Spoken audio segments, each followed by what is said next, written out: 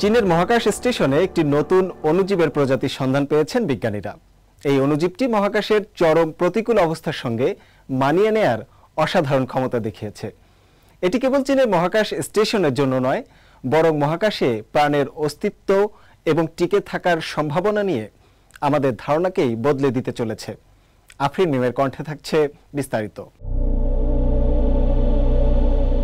চীনের থিয়ানকং মহাকাশ স্টেশনে সম্প্রতি একটি নতুন অণুজীব প্রজাতির আবিষ্কার হয়েছে, যা বিজ্ঞানীদের মধ্যে ব্যাপক আলোড়ন সৃষ্টি করেছে। এই অণুজীবটি মহাকাশের চরম প্রতিকূল অবস্থার সঙ্গে অসাধারণভাবে টিকে থাকার সক্ষমতা প্রদর্শন করে। এই প্রথমবার চীনের কক্ষপথে চলমান মহাকাশ গবেষণাগার থেকে পূর্বে অজানা কোনো প্রজাতির সন্ধান পাওয়া গেল। International journal of systematic and evolutionary মাইক্রোবায়োলজিতে প্রকাশিত এক পিয়ার রিভিউ করা গবেষণাপত্রে এই নতুন প্রজাতির বিস্তারিত বর্ণনা দেওয়া হয়েছে। আনুষ্ঠানিকভাবে নামকরণ করা হয়েছে নিয়ালিয়া থিয়ানকংজেনসিস। এই নামকরণ মহাকাশ পরিবেশের জন্য এর অনন্য উপযুক্ততা এবং বিশেষায়িত টিকে থাকার কৌশলগুলোকে তুলে ধরে। নিয়ালিয়া থিয়ানকংজেনসিস এর সবচেয়ে উল্লেখযোগ্য বৈশিষ্ট্য হল এর ব্যাসিলিথিওলের জৈব সংশ্লেষণ নিয়ন্ত্রণ করার ক্ষমতা। এই ক্ষমতা এটিকে কার্যকরভাবে অক্সিডেটিভ স্ট্রেস মোকাবেলা করতে, কোষীয় রেডক্স ভারসাম্য বজায় রাখা এবং চরম পরিস্থিতিতেও স্থিতিশীল বৃদ্ধি পেতে সহায়তা করে। এটি এমন একটি গুণ যা মহাকাশের মতো উচ্চ বিকিরণ এবং সীমিত সম্পদের পরিবেশে টিকে থাকার জন্য অত্যন্ত গুরুত্বপূর্ণ।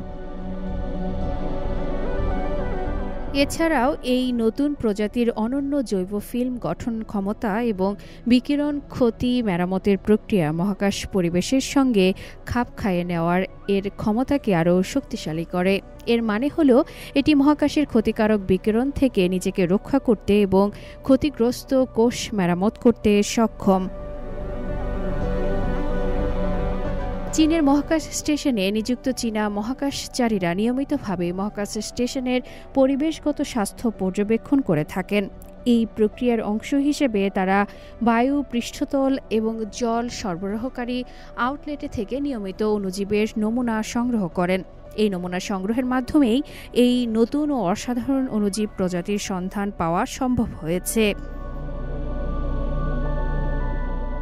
চীনের মহাকাশ গবেষণা সংস্থা জানিয়েছে, তারা তাদের মহাকাশ স্টেশনে মহাকাশে অণুজীবের কারণে হওয়া ক্ষয় নিয়ে গবেষণা করছে। এই গবেষণার জন্য একটি বিশেষ যন্ত্র ব্যবহার করা হচ্ছে, যা মহাকাশে থাকা জীবাণু এবং বিভিন্ন পদার্থের মধ্যে কী ধরনের সম্পর্ক তৈরি হয় তা নিয়ে পরীক্ষা করে। ইতিমধ্যে এই যন্ত্র ব্যবহার করে কয়েকটি পরীক্ষা করা হয়েছে। এর মধ্যে একটি গুরুত্বপূর্ণ পরীক্ষায় এসপারগিলাস নিগার নামের এক ধরনের ছত্রাক বা ব্ল্যাক মোল্ড ব্যবহার করা হয়েছে। গবেষকরা দেখছেন এই ছত্রাক কিভাবে পলিউরেনথেন কোটেড সার্কিট বোর্ড, তামার বোর্ড এবং হিট স্ট্রিং টিউবিং এর মতো মহাকাশযানে ব্যবহৃত বিভিন্ন জিনিসের ক্ষতি করে।